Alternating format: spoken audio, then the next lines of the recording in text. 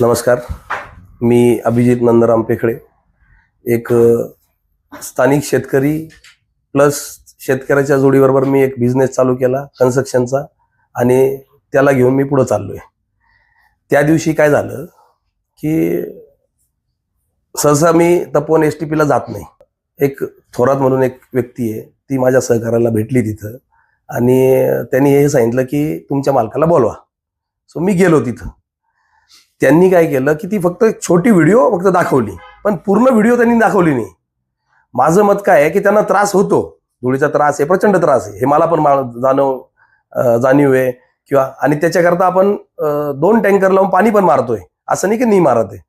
पण त्याच्यानंतर जे राजकीय वळण लागलं त्या गोष्टीला, ना माझ्या चुकीमुळे लागलं ना शेतकऱ्यामुळे लागलं, पण याच्यात कसं आहे की सगळ्यात जास्त राजकारणाचा त्यात हस्तक्षेप झाला आणि तो असा झाला की माननीय मंत्री महोदय आपले साहेबांचा विषय नाव घेण्यात आलं, पैशाचा विषय घेण्यात आला. हा साफ खोटा आहे, याच्यात काही तथ्य नाही आहे. आणि मी एक सब कॉन्ट्रॅक्टर आहे. सब कॉन्ट्रॅक्टर म्हणजे त्याला कुणाकडून पैसे देऊन किंवा काही करून काही गरज नाही काम घेण्याची. मला डायरेक्ट काम मिळालं आणि मी सप्लायर होतो, फक्त एक ॲग्रिगेट किंवा एक विशिष्ट गोष्टीचा सप्लायर होतो मी. मला टार्गेट या करता करण्यात आले की मी ते काम राजकीय व्यक्तीकडून ते मला मिळालं डायरेक्टली, असं त्यांचा आरोप होता. पण ते तसं नसून तिथले जे स्थानिक राजकारणी आहे त्यांच्याकडनं त्यांना न मिळता मला मिळालं ना, याकरता तो विषय होता. तरी सुद्धा मी काही बोललो नाही. मला खूप वेळा त्रास दिलाय, आमचा रस्ता आहे, या रस्त्याचे आम्हाला पैसे नाही मिळाले, हे मी कधी त्यांच्यापर्यंत गेलो नाही. मला फोन भरपूर आले पण मी कधी गेलो नाही. आता विषय काय झालाय की एकाची बाजू ऐकली गेली, एकाची बाजू ऐकली नाही गेली. रॉयल्टीचा देखील त्यांनी त्या ठिकाणी सर, रॉयल्टीचा विषय असा आहे की कंपनीला विदाऊट रॉयल्टी एक पण गाडी चालत नाही. त्यामुळे हे जे रॉयल्टीत जे बोलले की एका गाडीवर 4 गाड्या चालवतात एका रॉयल्टीवर, हे साफ खोटं आहे. बघा, STP प्लांट हा फिल्ट्रेशन प्लांट आहे. आपलं जे सांडपाणी आहे त्या पाण्याला ते फिल्टर करून आपल्या गोदामात सोडतात.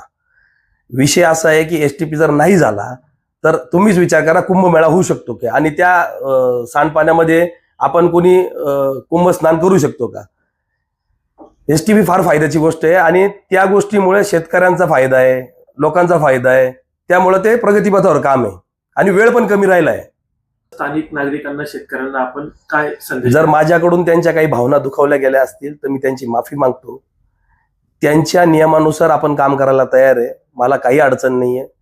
फक्त विषय असा आहे की त्या गोष्टीला राजकीय वळण नसावं. ज्या शेतकऱ्यासोबत माझं काही झालंय किंवा काही त्यांनी व्हिडिओ टाकली, माझं अशी वैयक्तिक इच्छा आहे की त्यांची पण मी माफी मागतो.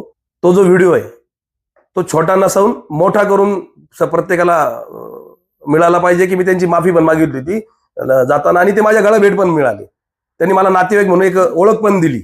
स्थानिक पुढाऱ्यांना ते टेंडर नाही मिळालं, त्याचमुळं हा माझ्यावर केलेलं हे सुडाचं राजकारण आहे.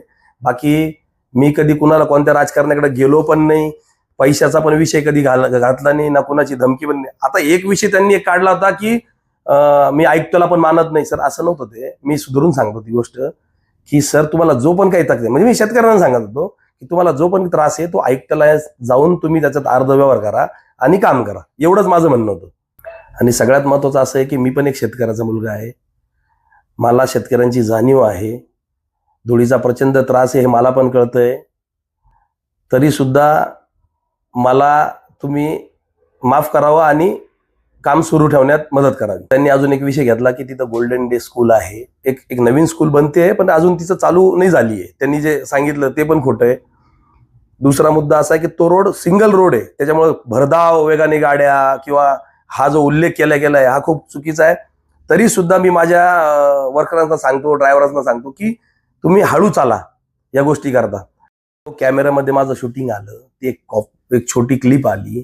त्या क्लिपमध्ये मी अंगावर गाडी घाला असं नाही म्हणत आहे, मी गाडी काढ असं म्हणतोय. तुम्ही ती क्लिप बघितली असाल, गाडी काढ. आता कसं असतं की ड्रायव्हरला पहिले फर्स्ट गिअरच असतो, थोडासा तो पुढे आला, देन त्यांनी रिव्हर्स गिअर टाकून बॅक करून दुसऱ्या बाजूने गाडी काढली. आणि त्या शेतकऱ्यांनी पण बघितलं की पाणी मारत टँकर येतच होता मागून, तर तो स्वतः बोलला, अभित भाऊ मला फक्त पाणी मारून द्या, बाकी माझी काही इच्छा नाही. त्यांची काही चुकी नाहीये, त्या शेतकऱ्यांची पण काही चुकी नाही, धुळीचा खरोखर त्रास आहे.